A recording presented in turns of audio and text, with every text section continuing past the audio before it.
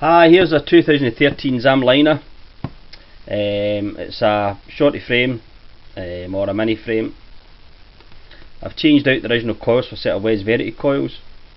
I've increased the throw, so it's now obviously a medium throw machine.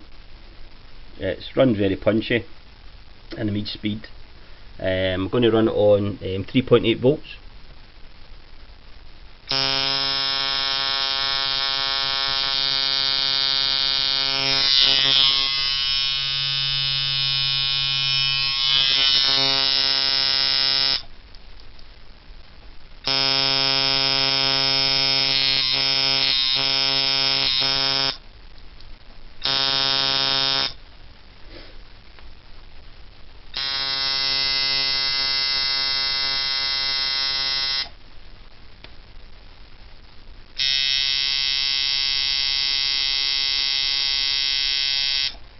Okay, thanks for watching.